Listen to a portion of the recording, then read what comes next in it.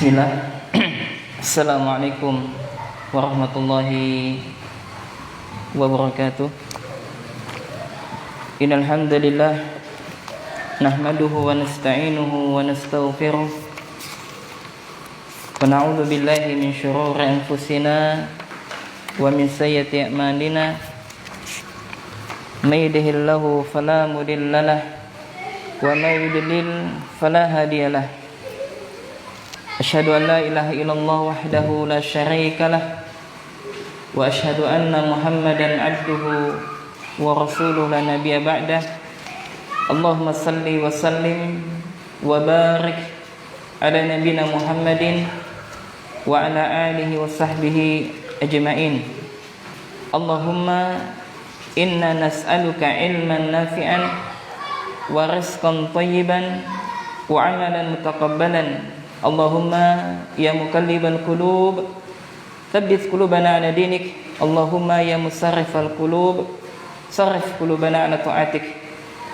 Ayyuhal ikhwan rahimani rahimakumullah, dan juga kepada pemirsa yang mungkin sedang menyaksikan kajian kami via online.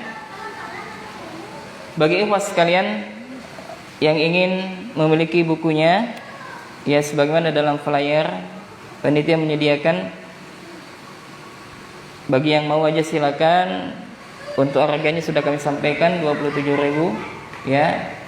Bukunya bisa diambil di motor saya ya, tadi lupa saya bawa, ada kantong plastik. Nah silakan kalau mau yang memiliki buku tersebut. Nah, insyaallah taala ambil saja dulu bukunya Bapak. Kita akan membahas sebuah kutub, ya sebuah buku yang membahas tentang berkaitan dengan 20 penjelasan tentang pengagungan ilmu. Ya, buku ini ditulis oleh Syekh Dr. Shalih Al-Utsaimin hafizallahu taala, dan juga ditulis oleh Al-Ustaz Abu Yusuf Ahmad Ja'far LC hafizallahu taala. Pada kesempatan kali ini kita akan membahas yang pertama biografi singkat penulis buku ini, dan juga poin yang kedua adalah muqaddimah, dan yang poin yang ketiga ya, yakni penjelasan tentang pokok pertama, apa yang harus kita perhatikan ketika kita hendak menuntut ilmu. Buku ini ditulis oleh Syekh Shalih bin Abdullah bin Hamad Al-Utsaimin hafizallahu taala. Beliau lahir di Riyadh ya.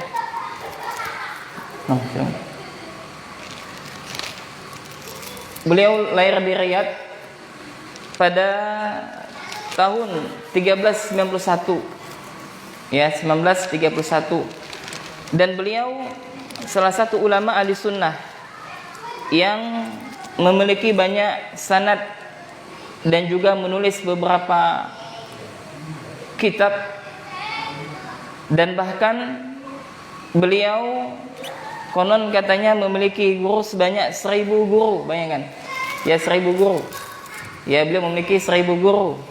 Beliau saat ini usianya kurang lebih 49 tahun, dan beliau salah satu ulama ahlul hadis dan musnid, yakni memiliki banyak sanad dan memberikannya. Beliau, agenda tahunan beliau adalah melaksanakan daurah di Masjid Nabawi setahun sekali ya, membahas beberapa kitab, dan guru-guru beliau banyak sekali. Di antaranya adalah Syekh Abdul Aziz bin Abdullah bin Baz, kemudian Syekh Muhammad bin Shalih Al-Utsaimin, dan yang lain-lainnya. Kemudian beliau memiliki karya ilmiah, ya di antara karya ilmiah beliau adalah Ta'zimul Ilmi, yakni mengagungkan ilmu. Nah, buku yang hendak kita kaji ini adalah ringkasan Khulasah Ta'zimi Al-Ilmi. Ini adalah ringkasan dalam mengagungkan ilmu. Dan bukunya sangat bagus ini. Ya, jadi ada teks Arabnya, kemudian ada terjemahan. Ya, maka bisa kita yang baru belajar bahasa Arab, ya bisa sambil berusaha untuk memberinya harokat atau kita baca. Nah, kemudian ayyuhal ikhwan rahimani rahimakumullah, sekilas tadi biografi penulis kutub ini. Kemudian sebelum kita membacakan muqaddimah apa yang Syekh sampaikan, maka yang pertama yang telah hilang pada zaman kita ini di kalangan saudara-saudara kita penuntut ilmu, yakni hilangnya mereka mempelajari adab dalam menuntut ilmu. Sehingga kita lihat yang mereka baru saja belajar mungkin, ya, maka mereka, perkataan mereka atau perbuatan mereka seperti para ulama kibar. Ya, sehingga kita melihat mereka bukan memperbaiki malah merusak. Ya, dan ini ada satu hal yang nyata, ya, kita perhatikan. Salah satu sebabnya adalah karena mereka meninggalkan adab-adab dalam menuntut ilmu. Bagi kita pemula, apa yang harus kita pelajari maka nanti akan disebutkan. Kemudian apa saja hal-hal yang harus kita lakukan, yang harus kita perhatikan bagi penuntut ilmu, ya, maka nanti akan disampaikan oleh Syekh hafizallahu taala. Naam. Kemudian buka halaman 11, ya, yang ada bukunya buka halaman 11. Syekh rahimahullahu hafizallahu taala mengatakan qala musannif. Beliau memulai kitabnya dengan bismillahirrahmanirrahim, dengan menyebut nama Allah yang Maha Pengasih lagi Maha Penyayang. Alhamdulillahil mu'azzimi bitauhidi wa sallallahu wa sallama ala abdihi wa rasulih Muhammadin al-mahsusi bi ajalil mazid wa ala alihi wa sahbihi ulil fadli wa ra'i sadid. Amma ba'du. Beliau memulai kitabnya dengan basmalah. Ya, maka para ulama, kalau kita mengkaji kitab-kitab para ulama, maka mereka memulai kitab mereka dengan basmalah. Kenapa? Karena alasan yang pertama, mereka mengikuti Al-Quran. Karena Al-Quran setiap awal surahnya dimulai dengan apa? Basmalah. Kecuali surah Al-Taubah. Kemudian yang kedua, mereka para ulama mengikuti Rasulullah sallallahu alaihi wasallam, yang mana Rasulullah ketika mendakwahkan, ya, raja-raja ketika itu, maka Nabi memulai suratnya dengan menyebut nama Allah Subhanahu wa taala. Kemudian yang ketiga adalah mencari keberkahan daripada nama Allah Subhanahu wa taala, maka hendaklah kita hendak memulai sesuatu itu dengan basmalah. Dengan basmalah menyebut nama Allah Subhanahu wa taala. Kemudian Syekh memuji Allah Subhanahu wa taala. Kemudian beliau mengatakan bahwasanya Allah itu adalah zat yang diagungkan dengan tauhid, dengan kalimat tauhid. Kemudian beliau menyebutkan salam dan salawat semoga tetap tercurahkan kepada junjungan Nabi yang mulia Rasulullah Muhammad sallallahu alaihi wasallam, Nabi pilihan, dan semoga kemuliaan dan rahmat senantiasa terlimpahkan kepada beliau, kepada keluarganya dan juga kepada sahabatnya. Kemudian beliau mengatakan fahadhihi min kitabi ta'zimil ilmi khulasatul lafzi. Ini adalah kitabku, kata Syekh, yang mana kitab ini asalnya adalah tentang ta'zimul ilmi, mengagungkan ilmu. Asalnya kitabnya. Lalu beliau ringkas lagi. Ya, beliau ringkas dengan tujuan apa? Supaya untuk mudah dihafal oleh para penuntut ilmu. Nah, maka kita penuntut ilmu, ya, kalau bisa dihafalkan. Ya. Tujuannya apa? Untuk mudah dihafal. Maka kata Syekh hafizallahu taala belum mengatakan uiddat bitiqatiha lil maqsadil hifzi. Ya, sehingga beliau, ya, memiliki tekad untuk apa? Untuk meringkas daripada intisari daripada kitab ini. Ya, tujuannya adalah untuk memudahkan, yakni bagi para penuntut ilmu untuk menghafalnya, dan juga Syekh hafizallahu taala memberikan contoh-contoh nanti setiap bab, ya, di dalam buku ini. Naam, tidak kita baca semuanya ya karena berkaitan dengan waktu. Kemudian beliau mengatakan fas'alallahu li wa lahum luzuma ma'akid ta'zimi. Yani beliau meminta mudah-mudahan Allah Subhanahu wa taala yang memberikan kepada beliau dan juga kepada mereka yakni para penuntut ilmu ya agar apa? Untuk berpegang teguh pada pokok-pokok ilmu tersebut wal fauza bi jawami'i fadlihil azim. Ya, yang sehingga dengan itu mereka mendapatkan ketenangan, mendapatkan kemenangan dari Allah yang Maha Agung. Kemudian Syekh memberikan dua muqaddimah. Muqaddimah yang pertama adalah muqaddimah asli daripada kitab beliau Ta'zimul Ilmi. Nah, muqaddimah yang kedua ini halaman berapa? Halaman 13. Ini adalah muqaddimah khulasah Ta'zimi al-Ilmi. Nah, beliau menyebutkan. Maka kita bacakan ikhwan. Beliau memulai bismillahirrahmanirrahim. Alhamdulillah wa asyhadu an la ilaha illallah wa asyhadu anna Muhammadan abduhu wa rasuluh sallallahu alaihi wasallam wa ala alihi wa sahbihi adada man ta'allama wa 'allama. Segala puji bagi Allah, aku bersaksi bahwasanya tiada ilah yang berhak diibadahi dengan benar kecuali Allah, dan juga bersaksi bahwasanya sesungguhnya Muhammad adalah hamba dan utusannya. Semoga salawat dan salam tetap tercurahkan kepada Rasulullah, kepada keluarganya dan juga kepada sahabatnya, dan kepada setiap orang yang belajar dan mengajarkan ilmu. Nah, kita mendapatkan doa daripada Syekh. Lalu beliau mengatakan fa inna hadzal 'abdi minal ilmi mauqufun ala hadzi qalbihi min ta'zimihi wa ijlalihi. Nah, sesungguhnya kadar seseorang mendapatkan ilmu itu sesuai dengan besar kecilnya hati seseorang dalam mengagungkan ilmu. Ya, saya menjelaskan kepada kita, yakni apa? Kadar seseorang dia bisa mendapatkan ilmu sebesar mana ketika hatinya mengagungkan ilmu dan memuliakan ilmu. Faham tak ini jamaah? Faham ya? Naam. Maka barang siapa yang di dalam hatinya terdapat pengagungan kepada ilmu dan memuliakan ilmu, ya, maka barang siapa yang di dalam hatinya yang dia memuliakan ilmu dan juga mengagungkan ilmu, ya, maka dia akan diberikan ilmu di dalam hati hamba tersebut. Di dalam hati hamba tersebut. Begitu juga sebaliknya. Yang kusu hadzul abdi minhu hatta yakuna minal qulubi qalbu laysa fihi syai'un minal ilmi. Begitu juga sebaliknya, barang siapa yang di dalam hatinya tidak ada mengagungkan ilmu dan juga memuliakan ilmu, maka hati tersebut tidak akan terdapat ilmu sedikit pun di dalam hatinya.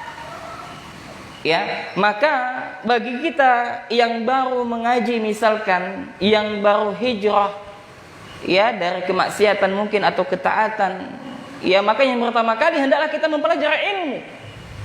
Dan Rasulullah sallallahu alaihi wasallam bersabda, "Talabul ilmi fariidatun 'ala kulli muslim." Menuntut ilmu wajib bagi setiap muslim. Dalam Al-Qur'an Allah Subhanahu wa taala berfirman, "Fa'lam annahu la ilaha illallah." Maka ketahuilah bahwasanya tidak ada ilah yang berhak diibadahi dengan benar kecuali Allah. Al-Imam Bukhari rahimahullah membawakan satu bab di dalam kitabnya, bab al-ilmu qabla al-qawli wal amal. Bab tentang ilmu terlebih dahulu sebelum perkataan dan perbuatan. Lalu beliau membawakan dalil tadi, fa'lam annahu la ilaha illallah. Makanya ikhwan rahiman rahimakumullah, maka ketika kita hendak mendapatkan ilmu yang nafi', maka ilmu itu ada dua.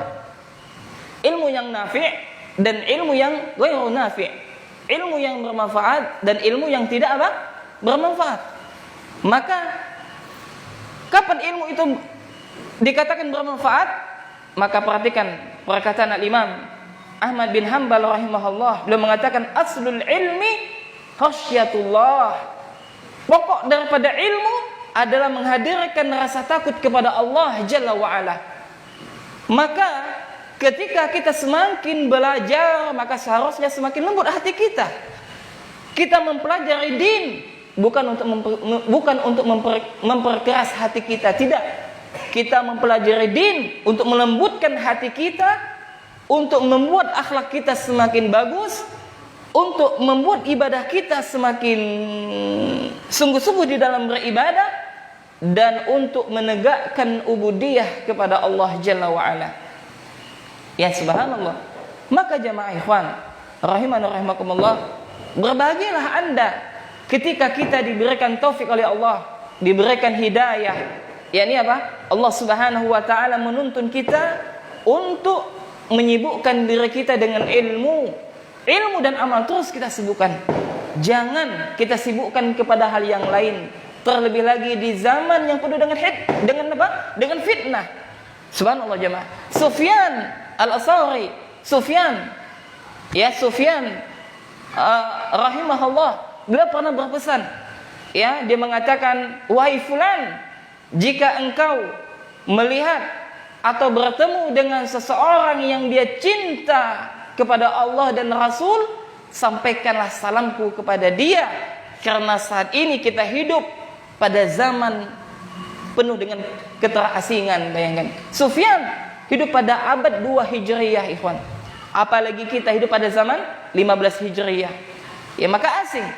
Maka bukan mudah bagi kita untuk bertemu dengan seorang saudara kita yang mereka cinta kepada Allah dan Rasulnya, yang benar-benar cinta kepada Allah dan Rasulnya. Nah bagi kita, sebelum kita mempelajari ilmu yang besar, ya masa-masa yang besar, maka hendaklah yang pertama kali kita memperhatikan adab dalam menuntut ilmu. Ya, kita memperhatikan pengagungan kepada ilmu. Apa yang harus kita perhatikan? Ya, sehingga ilmu kita bisa diberkahi oleh Allah Subhanahu wa taala. Jadi ilmu itu ada dua. Yang pertama ada ilmu yang nafi', ilmu yang bermanfaat, yang bisa memberikan manfaat kepada pemiliknya dan juga kepada orang lain. Dan yang kedua adalah ilmu ghairu nafi', ilmu yang tidak bermanfaat. Yakni apa? Semakin banyak dia ilmu, semakin banyak ilmunya, bukan semakin baik akhlaknya. Ya, semakin banyak ilmunya, bukan malah semakin baik akhlaknya, akan tetapi semakin buruk waliyazubillah. Sehingga dengan ilmu yang dia pelajari tidak menambahkan rasa takut dia kepada Allah Subhanahu wa taala. Naam. Kemudian kata Syekh hafizallahu taala, faman azzama ilma, ya maka barang siapa yang mengagungkan ilmu, ya maka dia akan mendapatkan keutamaannya ikhwan. Ya barang siapa, kata Syekh, faman azzama ilma, ya maka barang siapa yang dia mengagungkan ilmu, yang pertama dia akan mendapatkan lahat anwaruhu alaih, ya akan tampak cahaya ilmu pada dirinya. Jadi ilmu itu adalah cahaya ikhwan. Ilmu adalah cahaya. Dan ini sering kami memberikan nasihat kepada santri. Alangkah indahnya perkataan siapa? Al-Imam Waqi', ya kan? Ketika Imam Syafi'i mengadukan hafalannya kepada gurunya Waqi', ya maka Imam Syafi'i mengatakan, ya sesungguhnya alangkah buruknya hafalanku. Maka kata Imam Waqi', ya beliau mengatakan sesungguhnya al-ilmu nurun, ya sesungguhnya ilmu adalah cahaya, nurun minallah, cahaya dari Allah Subhanahu wa taala, dan Allah tidak akan memberikan cahaya ini kepada siapa? Kepada pelaku maksiat. Ya, maka bagi mereka yang mengagungkan ilmu, maka akan nampak cahaya ya ilmu tersebut daripada dirinya. Jadi semakin dia berilmu, semakin takut dia kepada Allah. Semakin dia berilmu, semakin baik akhlaknya, terutama kepada kedua orang tuanya, Masya Allah, kemudian kepada istrinya, kepada anaknya, kepada keluarganya. Maka muhasabah bagi kita ikhwan, kalau selama ini kita senantiasa menuntut ilmu tapi akhlak kita masih keras, sikap kita masih keras, ya maka mungkin ilmu tersebut belum masuk ke dalam hati kita. Waliyazubillah. Kemudian yang kedua kata Syekh hafizallahu taala, ya wa wafadat rusulu fununihi ilaih, ya. Kemudian yang kedua adalah ketika dia mengagungkan ilmu, maka berbagai macam utusan ilmu akan datang kepadanya. akan banyak orang yang datang belajar kepadanya. Dan bukankah kita melihat ya di dalam biografi para ulama bahwasanya Imam Ahmad bin Hanbal rahimahullah ketika mengisi pengajian majelisnya, maka yang hadir ribuan, bayangkan ribuan. Ketika Imam Ahmad bersin, tahu bersin ya? Asyhadu gitu seperti itu. Maka yang mendoakan beliau bagaikan gemuruh, ya saking ramainya yang hadir, bayangkan, masya Allah. Kemudian yang ketiga, walam yakun lihimmatihi ghayatun illa talaqqihi. Ya, yang ketiga, dia akan bertalaqi untuk ilmu menjadi tekad terbesarnya, bertalaqi. Maka ilmu ini ikhwan, kita belajar kepada guru kita. Dan kita ada guru kita, ada ustaz-ustaz kita yang mengajarkan, dan ustaz-ustaz kita ada guru-guru mereka, dan terus. Ya, maka tidak boleh seseorang yang dia belajar tanpa guru. Hatta dia bisa baca kitab, bisa bahasa Arab dan sebagainya. Ya, maka orang terkadang dia bisa baca kitab misalkan, ya, tapi terkadang dia tidak bisa memahami orang lain. Hanya bisa untuk dirinya sendiri. Ya, maka satu hal ya bagi kita adalah melatih bagaimana kita berusaha adalah ketika kita faham tentang sebuah ilmu, maka kita ajarkan kepada manusia yang lain, ya, yang mana dengan itu mudah-mudahan dengan penjelasan yang kita sampaikan mereka bisa memahami apa inti daripada yang hendak kita sampaikan. Ya, maka dia akan bertalaqi, ya, akan berguru. Ya, dan salah satunya adalah sebagaimana diberikan contoh oleh siapa? Oleh Syekh Saleh Al-Utsaimin hafizallahu ta'ala. Beliau memiliki banyak sekali guru, bahkan disebutkan ada sampai 1000 guru beliau, masya Allah. Nah, kita ada berapa guru kita? Ya, maka ambillah ilmu kepada guru-guru kita yang mereka memiliki akidah dan manhaj yang lurus. Ya, na'am. Kemudian kata Syekh hafizallahu ta'ala, beliau melanjutkan, wala li nafsihi ladzatu illa al-fikru fih. Ya, dan kata Syekh, beliau yakni orang yang mengagungkan ilmu, ya, memikirkan ilmu adalah sebuah kelezatan. Ya, ketika dia mudzakarah, mengingat ilmu atau mempelajari ilmu atau mengulang ilmu, atau dia duduk sejenak meninggalkan kesibukan dunianya, dia duduk sejenak meninggalkan berbagai urusan dunianya untuk hadir di majelis ilmu, maka ini adalah satu kenikmatan. Kalau hati kita merasa tenang, maka ilmu tersebut mudah-mudahan sudah masuk ke dalam hati kita tersebut. Naam. Ya. Kemudian kata Syekh hafizallahu ta'ala, wa kana Abu Muhammadin Ad-Darimi Al-Hafidh rahimahullah lama hadzal makna, sebagaimana disebutkan oleh Abu Muhammad Ad-Darimi Al-Hafidh, semoga Allah merahmatinya, yakni ketika dia menuliskan, ya, yakni sebuah kitab di dalam sunannya, ya, dalam musnadnya, dalam musnad al-jami', ya, beliau memberikan bab tentang fi izamil ilmi, yakni dalam mengagungkan ilmu. Ya, maka ketika kita mengetahui bahwasanya ya orang yang mengagungkan ilmu, maka apa yang dia dapatkan? Yang pertama, ya, dia akan mendapatkan cahaya daripada ilmu tersebut, akan tampak cahaya ilmu daripada dirinya. Yang kedua, yakni berbagai macam utusan ilmu akan datang kepadanya, yakni akan banyak orang belajar kepadanya, mengambil faedah kepadanya. Kemudian yang ketiga, ya, dia akan semangat untuk senantiasa bertalaqi, yakni mengambil ilmu tersebut kepada guru yang memiliki akidah dan manhaj yang benar, yang lurus di dalam beragama ini. Kemudian yang keempat, dia akan merasakan nikmatnya ketika dia mudzakarah, memikirkan tentang sebuah ilmu, ya, atau dia akan merasakan nikmatnya ketika belajar, ketika menelaah kitab-kitab para ulama, atau ketika dia mendapatkan kenikmatan ketika dia hadir di majelis ilmu tersebut. Naam. Ya. Kemudian kata Syekh, beliau mengatakan, nah, seseorang tidak akan dapat, ya, tidak akan sampai kepada pengagungan ilmu kecuali dia harus melalui pokok-pokok ilmu tersebut. Ya, maka ikhwan, maksudnya apa? Ketika kita hendak belajar, maka yang kita perhatikan apa yang harus kita prioritaskan dalam belajar. Apakah masalah akidah? ataukah masalah bahasa Arab, ataukah masalah fikih dan yang semisalnya. Ya, maka ketika kita mengetahui mana yang kita perlukan untuk yang harus pertama kali kita pelajari, maka itulah yang harus kita pelajari. Ya, sambil kita memperhatikan yakni apa? Tentang dalam pengagungan ilmu tersebut. Naam. Kemudian kesimpulan daripada muqaddimah beliau ini, ya, kesimpulannya adalah yang pertama, bahwasanya seseorang dia akan mendapatkan ilmu ya sesuai dengan seberapa besar dia mengagungkan ilmu tersebut. Bisa dipahami ya? Seseorang akan mendapatkan ilmu ya sesuai dengan kadar seberapa besar dia mengagungkan ilmu, mengagungkan dan memuliakan ilmu. Ya, kalau dia semakin besar pengagungan dia kepada ilmu, dia dan semakin besar memuliakan ilmu, ya maka dia akan semakin banyak mendapatkan ilmu tersebut. Ya, kenapa? Karena ya seseorang yang senantiasa mengagungkan ilmu, memuliakan ilmu, maka hatinya akan menjadi tempat yang layak bagi ilmu tersebut. Bisa paham ya?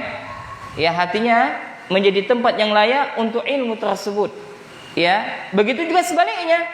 Barang siapa di dalam hatinya tidak ada pengagungan ilmu atau tidak ada memuliakan ilmu, maka tidak layak bagi hati tersebut ya yang di dalamnya tidak ada ilmu. Ya. Jadi kalau seandainya kebalikannya, kalau misalkan hatinya tidak mengagungkan ilmu atau tidak memuliakan ilmu, ya maka tidak layak di dalam hati tersebut terdapat ilmu. Ya, maka semakin besar pengagungan kita kepada ilmu, maka semakin mudah bagi kita dalam menuntut ilmu. Paham ya?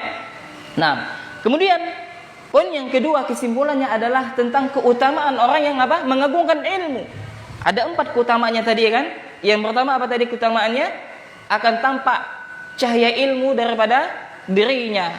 Kemudian yang kedua, akan banyak utusan-utusan yakni penuntut ilmu akan datang kepadanya. Kemudian yang ketiga, dia akan semangat untuk senantiasa talaqi ya kepada ilmu tersebut kepada guru yang memiliki akidah dan manhaj yang benar. Kemudian yang keempat, ya dia akan merasakan kelezatan di dalam memikirkan ilmu, di dalam mudzakarah, di dalam menghadiri majelis ilmu, dalam membaca buku-buku para ulama. Ya, maka ikhwan, disebutkan di dalam biografi Syekh Muhammad Nasruddin Albani rahimahullah, beliau itu baca minimal 8 jam. Bayangkan 8 jam baca buku. Ya, maka kita sibukkan belajar. Jangan kita sibukkan apa dengan fitnah yang ada. Ya, kita sibukkan dengan ilmu dan amal. Naam. Bisa difahami ya? Bisa difahami enggak nih? Bisa ya? Nah, alhamdulillah. Baik, kita lanjutkan. Buka halaman 16. Ya, buka halaman 16. Baik. Nah, sekarang kita masuk pada poin yang pertama. Ya. Ya, ini apa? Poin yang pertama, al-maq'idul awwalu. Ya, ini pokok pertama. Kan tadi disebutkan apa? Pengagungan ilmu. Ya, mengagungkan ilmu, maka penuntut ilmu hendaklah mereka apa? Mengagungkan ilmu. Nah, lantas pertanyaannya, bagaimana kita mengagungkan ilmu tersebut? Paham kan? Bagaimana caranya? Maka Syekh menyebutkan ada 20 pokok dalam mengagungkan ilmu. Yang pertama, yakni adalah tathiru wi'a'il ilmi. Yang pertama apa? Kita mensucikan wadah ilmu. Wadah ilmu, ikhwan. Paham tak nih? Ini subhanallah ya, kalau kita membaca kitab-kitab adab ya yang disebutkan oleh para ulama, salah satunya adalah kitab Syekh Muhammad bin Shalih Utsaimin, Kitabul Ilmi. Kemudian ulama-ulama yang terdahulu seperti Syekh Al-Imam Ibnu Jamaah, ini kitab Tazkiratus Sami wal Mutakallim, ya, menjelaskan tentang masalah adab dalam menuntut ilmu. Kemudian kitab Ta'lim wal Muta'allim yang pernah juga kita kaji di sini, ya. dan juga kitab-kitab para ulama yang lain, maka yang pertama kali mereka menyebutkan adab dalam menuntut ilmu itu apa? Apa? Paham maksudnya? Paham pertanyaannya? Paham enggak? Apa pertama kali yang mereka sebutkan dalam adab menuntut ilmu? Ini apa? Keikhlasan, ya kan? Keikhlasan yang mereka sebutkan. Nah, adapun Syekh Shalih Al-Utsaimin hafizahullah taala, yang pertama kali beliau sebutkan apa? Wadah ilmu tersebut, pensucian wadah ilmu. Ini apa? Maka beliau menyebutkan di sini wahwal qalbu, yakni hati, ikhwan. Ternyata wadah ilmu yang harus pertama kali kita sucikan adalah hati kita. Subhanallah, hati. Hati inilah terletak iman, keimanan di dalamnya. Hati inilah tersimpan ilmu. Maka kita lihat para ulama, Masya Allah, betapa banyaknya ilmu para ulama. Salah satunya siapa? Al-Imam Muhammad bin Idris. Siapa Muhammad bin Idris? Hah? Imam Syafi'i. Betul banyak ilmunya. Atau Muhammad bin Ismail. Siapa? Al-Imam Imam Bukhari, ya. Memiliki jutaan hafalan hadis. Di mana letaknya? Ilmu. Tidak ada dulu zaman handphone, ya kan? Kalau kita sekarang tuh ada HP, ada maktabah apa? Syamilah. Itu banyak kitab-kitab, ya, Masya Allah. Tapi apa, lihat di mana letak keberkahan mereka? Apakah keberkahan ulama zaman sekarang ataukah zaman terdahulu? Tentu zaman dahulu ilmu mereka lebih berkah. Kenapa sebabnya? Karena yang pertama, sulitnya mereka dalam menuntut ilmu, ya. Bayangkan ada satu ulama yang mencari satu hadis memerlukan apa? 1 bulan perjalanan, satu hadis, subhanallah. Ya, dan bagaimana para ulama memperhatikan adab dalam menuntut ilmu. Maka sebagian salaf mengatakan, kami sebelum mempelajari ilmu, yang pertama kali kami pelajari adalah apa? Adab. Yang hilang di tengah-tengah kita adalah adab. Subhanallah. Dan kita rasakan di pondok kurangnya adab santri kepada ustadznya.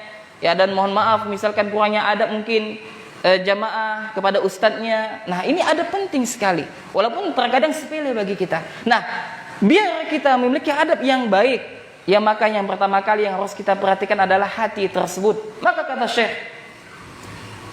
hafizullah ta'ala, beliau mengatakan, wa bihasabi taharatil qalbi yadkhuluhul ilmu. Ya, maka ilmu itu bisa masuk sesuai dengan kadar kesucian hati. Kalau hati kita suci, mudah kita menerima ilmu, ya ikhwan. Kalau hati kita suci, ya, dari apa? Dari berbagai kotoran hati. Apa kotoran hati? Apa? Dengki, apalagi ujub, waliyadzubillah, apalagi apa penyakit hati? Riya, sum'ah, ya, waliyadzubillah, itu adalah penyakit hati. Maka kata Syekh, ilmu itu bisa masuk sesuai dengan kadar kesucian hati. Ya, wa idza azdadat taharatuhu azdadat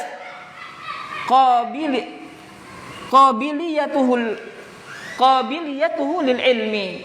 Maka semakin suci sebuah hati, maka semakin besar pula daya serap terhadap ilmu. Maksudnya apa? Semakin suci hatinya, semakin mudah dia menerima nasihat. Maka alangkah bagusnya perkataan Al-Imam Syekh Muhammad bin Ahmad bin Ahmad, atau dikenal dengan siapa? Al-Imam Ghazali. Nah, pernah dengar nama Imam Ghazali kan? Dia adalah ulama ahli sunnah. Dia ada menulis buku yang sangat bagus, kitab Ayyuhal Walad. Dan kitab ini kita kaji sama santri, ya. Maka di dalam kitabnya itu beliau mengatakan, ya bunayya, kata beliau, wahai anakku, sesungguhnya memberikan nasihat itu mudah memberikan nasihat, siapapun bisa. Akan tetapi yang sulit apa? Menerima nasihat tersebut. Apa sebabnya? Karena kotornya hati dari perkara maksiat yang sering kita lakukan. Maka kita muhasabah, kalau seandainya sering kita mendengarkan ayat-ayat Al-Quran, kita tidak pernah menangis mengingat-ingat dosa-dosa yang pernah kita lakukan, atau kita pernah mendengarkan nasihat-nasihat tidak pernah masuk ke dalam hati kita, maka ketahuilah ya ikhwan rahimani rahimakumullah, kotornya hati kita. Dari apa? Dari maksiat. Masih ada dalam hati kita apa? Rasa dengki, sum'ah, riya dan sebagainya. Waliyadzubillah. Ya. Kemudian kata Syekh hafizullah ta'ala, maka beliau mengatakan, faman arada hiyazatal ilmi falyuzayyin batinahu. Subhanallah ikhwan. Maka barang siapa yang ingin menggapai sebuah ilmu, maka hendaklah ia menghiasi batinnya, ya, wa yutahhir qalbahu min najasati. Dan apa? Dan mensucikan hatinya dari segala bentuk perkara yang najis. Nah, terkadang yang kita perhatikan apa ikhwan? Penampilan jasad, ya kan? Terkadang kita ini sering apa? Memperhatikan jasad kita. Terkadang kita tidak menghiraukan tentang hati yang ada di dalam tubuh kita. Subhanallah. Maka kata Syekh, barang siapa yang ingin menggapai sebuah ilmu, hendaknya dia menghiasi batinnya dan mensucikan hatinya dari segala bentuk kotoran ilmu, dari segala bentuk kotoran atau perkara yang najis. Fal ilmu jauharun latifun la yasluhu illa lil qalbin nadhif. Subhanallah ikhwan. Ini perlu dihafalkan ini, Masya Allah. Apa kata Syekh? Sungguh ilmu itu adalah mutiara yang sangat-sangat berharga. Ilmu adalah mutiara yang sangat berharga. Tidak pantas disimpan kecuali tempat yang bersih. Subhanallah. Maka Allah Subhanahu wa taala menyebutkan yarfa'illahu alladhina amanu minkum, ya, yarfa'illahu alladhina amanu minkum. Bagaimana kelanjutannya? Nah, ya, sesungguhnya Allah itu akan mengangkat derajat orang yang berilmu. Sesungguhnya Allah akan mengangkat derajat orang yang beriman di antara kalian dan mengangkat derajat, ya, orang yang berilmu beberapa derajat di antara kalian. Ya. Kenapa yang harus kita perhatikan? Ya, karena ya bahwasanya ilmu itu adalah mutiara yang sangat berharga. Ya, dan sehingga hal tersebut tidak pantas disimpan kecuali pada tempat yang bersih.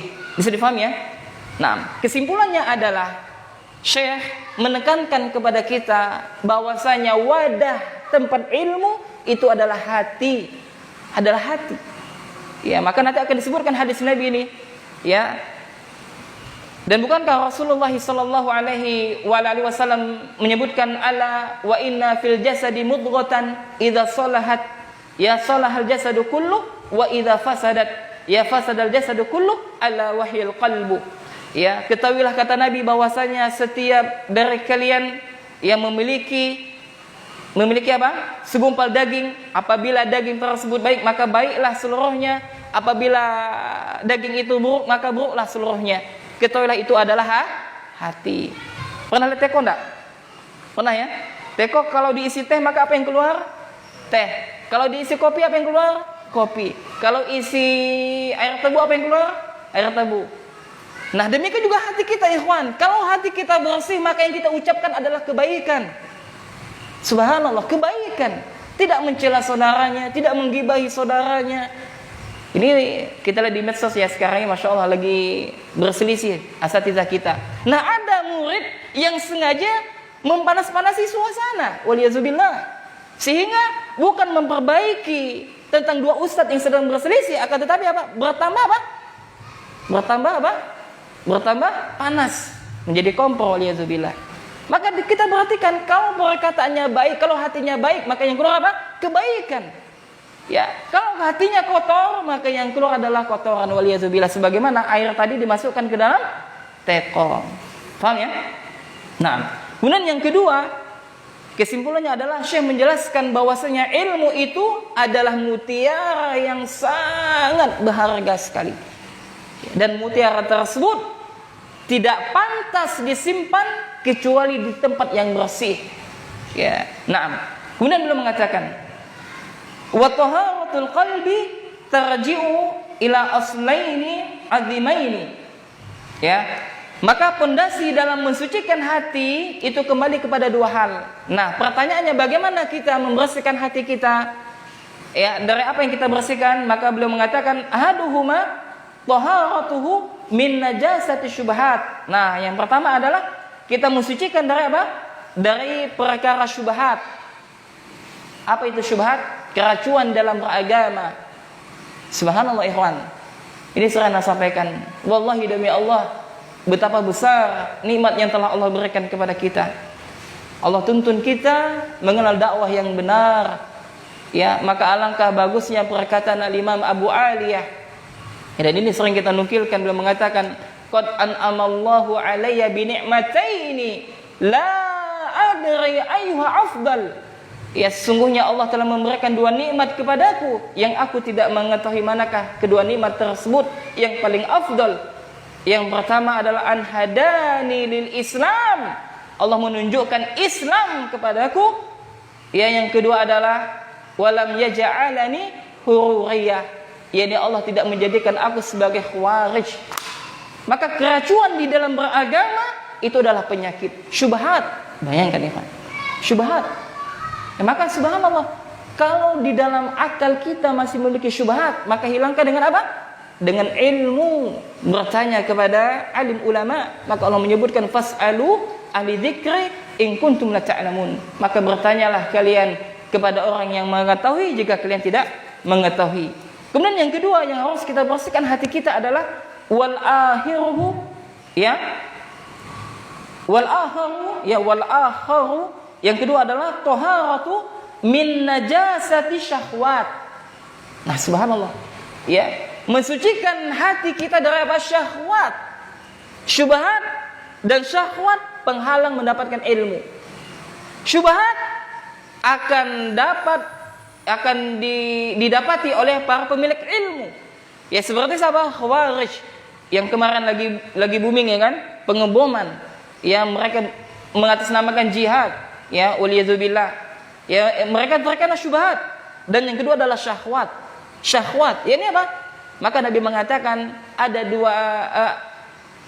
Nabi mengatakan ada dua hal yang menyebabkan kebanyakan anak Adam masuk ke dalam neraka. Yang pertama adalah sebab karena perutnya, dan yang kedua adalah kemaluannya. Bukankah perut itu adalah syahwat? Kita lihat betapa banyak saudara yang mereka berkelahi karena apa? Harta warisan. Ya, masalah urusan pekerjaan mereka kelahi, tidak tegur sapa. Kenapa? Karena masalah perut. Waliyadzubillah. Kedua tentang masalah kemaluan. Bukankah banyaknya pembunuhan karena pemaluan, syahwat, kemaluan? Ya, maka lihat kisah tentang siapa? Nabi Yusuf alaihissalam. Bayangkan ikhwan, Nabi Yusuf, betapa kuatnya Nabi Yusuf. Antum bayangkan ada seorang wanita cantik yang lagi menggoda Nabi Yusuf alaihissalam. Tempat yang sepi, ya ikhwan, tidak ada dia kecuali mereka berdua, Nabi Yusuf dan wanita tersebut. Semua pintu tertutup, bayangkan. Dan wanita tadi memperkosa Nabi Yusuf alaihissalam.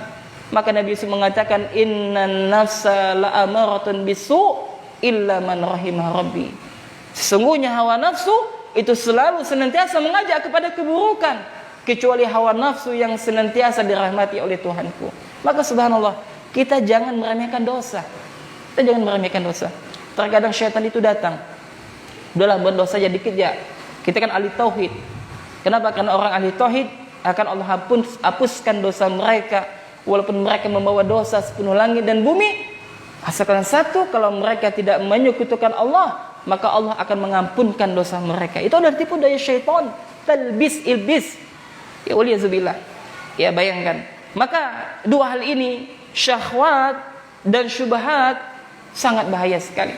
Maka ketika kita hendak mengagungkan ilmu, maka hendaklah kita memperhatikan dua hal tersebut.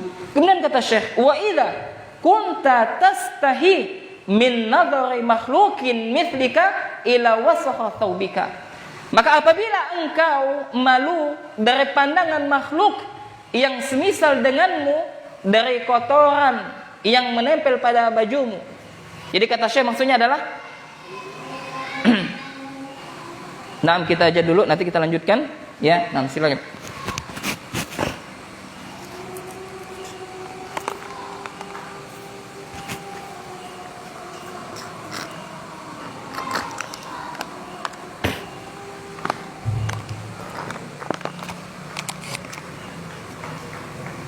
Tuh yang kamar mandi bisa di samping ya, kamar mandi.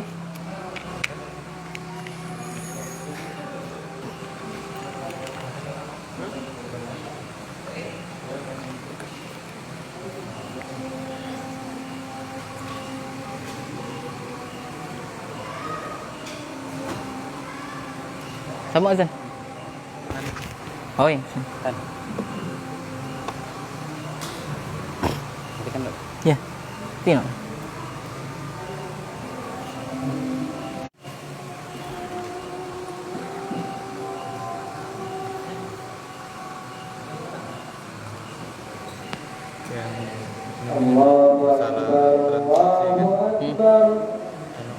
Baiknya di luar aja. Iya betul. Ada yang udah bayaran. Oh, di luar ya. Diinfokan. Iya. Biar enggak. Iya. Walaupun ada yang tahu kan. Iya.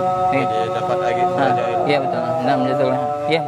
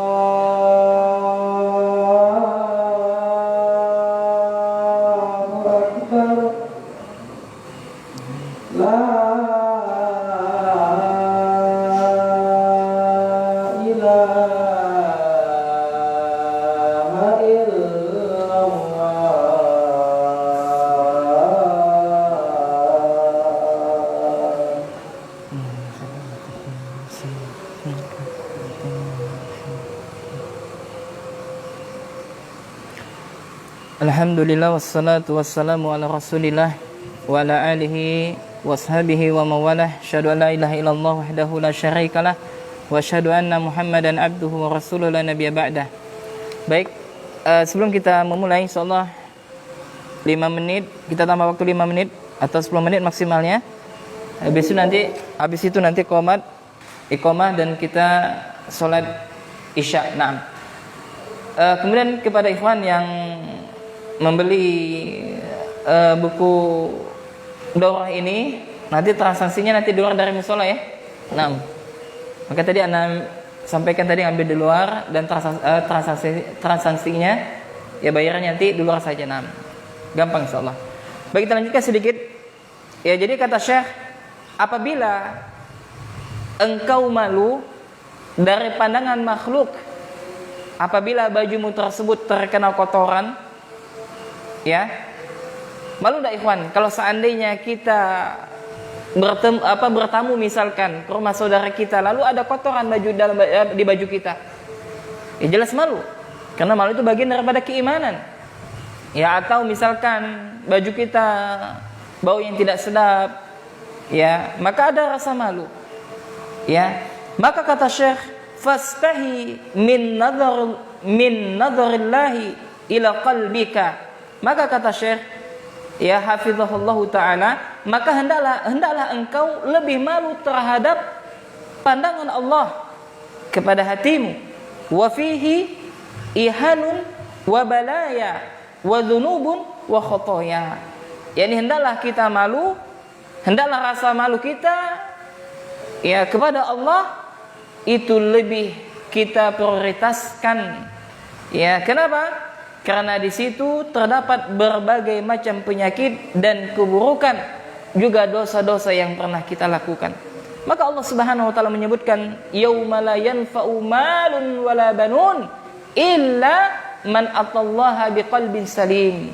Pada hari ini kata Allah, tidaklah berguna harta dan juga anak-anak kecuali orang yang menghadap Allah dengan hati yang salim, hati yang selamat, yakni selamat daripada menyekutukan Allah, selamat dari amalan yang tidak ada tuntunan, selamat daripada syubhat dan juga syahwat. Kemudian kata Syekh, beliau menukilkan sebuah hadis yang diriwayatkan oleh Imam Muslim dari sahabat yang mulia Abu Hurairah, an Abi Hurairah radhiyallahu anhu, ya dari Abu Hurairah semoga Allah meridhoinya, anna Nabiya sallallahu alaihi wa alihi wasallam, innallaha la yanzuru ila suwarikum wa amwalikum. Sesungguhnya Allah tidaklah melihat bentuk wajah dan harta kalian, walakin yanzuru ila qulubikum wa a'malikum. Akan tetapi yang Allah lihat itu adalah hati dan amalan-amalan kalian. Kemudian kata Syekh, man tahara qalbahu fihi al-ilmu halla. Ya, maka barang siapa yang mensucikan hatinya, maka ilmu itu layak untuk menetap di situ. Maka barang siapa seorang hamba yang dia berusaha mensucikan hatinya dari apa tadi? Dari dua hal, syubhat dan syahwat, maka ilmu layak ke dalam hati tersebut, ya. Kemudian wa man lam yarfa minhu najasatahu wada'ahu al-ilmu wartahal. Ya. Maka barang siapa yang tidak membersihkan hati daripada kotoran dan membiarkannya, maka ilmu tidak akan menetap di situ. Maka kebalikannya, ikhwan. Jadi barang siapa yang berusaha membersihkan hatinya dari berbagai syubhat dan syahwat, maka ilmu layak baginya. Dan barang siapa yang tidak berusaha membersihkan hatinya daripada syubhat dan juga syahwat, maka ilmu tidak layak untuk menetap di dalam hati tersebut. Maka qala Sahal Ibni Abdillah rahimahullah, maka berkata Sahal bin Abdillah, beliau mengatakan, haramun ala qalbin ay yadkhulahu an-nur fihi syai'un mimma yakrahu Allah azza wa jalla. Haram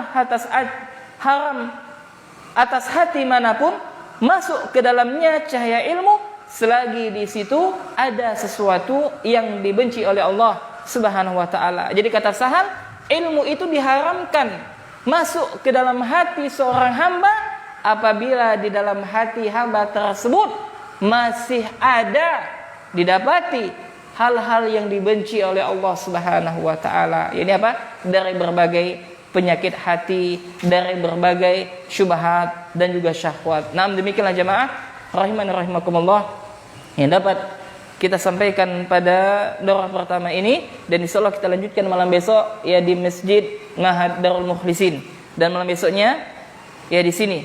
Ya, nah insyaallah mudah-mudahan ke depan ya target kita selesaikan kitab ini insyaallah. Ya. Nah, jadi kesimpulannya adalah yang pertama, sebelum kita tutup, kesimpulannya adalah bahwasanya wadah ilmu itu adalah di mana? Hati. Ya, wadah ilmu letaknya di hati. Kemudian yang kedua, semakin suci hati seseorang, maka semakin mudah bagi dia untuk menyerap ilmu tersebut. Begitu juga sebaliknya, kalau hati hamba seseorang itu kotor, maka dia akan sulit dalam menyerap ilmu. Ya, kemudian kesimpulan yang ketiga, hendaklah seseorang senantiasa mensucikan hatinya dari dua hal, syubhat dan syahwat. Syubhat ya dihilangkan dengan ilmu. Adapun syahwat dihilangkan dengan menundukkan ilmu tersebut, dengan mengetahui fadilah keutamaan atas surga dan juga mengenal neraka biar kita mudah mengekang hawa nafsu kita. Kemudian kesimpulan yang keempat, apabila kita malu kepada manusia terhadap pakaian yang kita kenakan terdapat kotoran atau perkara najis, maka tentu saja kepada Allah kita lebih layak untuk malu kalau seandainya di dalam hati kita masih didapati ya perkara ya kotoran ya berupa yakni dengki ya, atau misalkan ria dan yang semisalnya dari penyakit-penyakit hati tersebut. Kemudian kesimpulan yang kelima, bahwasanya Allah Subhanahu wa taala itu tidak melihat wajah dan harta kita. Wah, dia ini ganteng nih, berarti mulia di sisi Allah. Wah, dia ini putih nih, berarti dia mulia di sisi Allah. Wah, dia ini kaya nih, banyak harta. Wah, berarti dia mulia di sisi Allah. Tidak. Akan tetapi Allah lihat apa? Hati dan amalan kita. Walaupun dia memiliki kulit yang hitam pekat, ya kalau dia beriman maka dia mulia di sisi Allah Subhanahu wa taala seperti Bilal radhiyallahu taala anhu. Dan kesimpulan yang terakhir, yakni apa? Barang siapa yang mensucikan hatinya, maka ilmu tersebut layak di dalam hatinya. Ya begitu juga sebaliknya, barang siapa yang tidak berusaha mensucikan hatinya, maka ilmu tidak layak di dalam hati tersebut. Maka Syekh hafizahullah taala menutup pada pokok pertama ini dengan perkataan Sahal bin Abdillah, yakni bahwasanya Allah mengharamkan bagi hati ya terhadap ilmu apabila hati tersebut masih didapati sesuatu hal yang dibenci oleh Allah Subhanahu wa taala dari perkara noda kesyirikan, noda kebid'ahan dan juga maksiat. Kita berlindung kepada Allah Subhanahu wa taala dari hati demikian dan kita berdoa mudah-mudahan Allah Jalla wa ala memberikan kepada kita hati yang khusyuk di dalam beribadah kepada Allah, hati yang penuh keimanan, hati yang selalu senantiasa tawakal kepada Allah, hati yang senantiasa di dalamnya terdapat keimanan kepada Allah Subhanahu wa taala. Demikian jemaah yang dapat kami sampaikan. Yang benar tentunya datangnya dari Allah Subhanahu wa taala, yang salah tentunya datangnya dari saya dan dari syaitan. Kalau sekiranya dalam menyampaikan terdapat kesalahan dalam menukilkan ayat-ayat, maka kami mohon maaf ya. Kita tutup dengan doa kafaratul majelis. Subhanakallahumma wa bihamdika asyhadu an la ilaha illa anta astaghfiruka wa atubu ilaik. Assalamualaikum warahmatullahi wabarakatuh.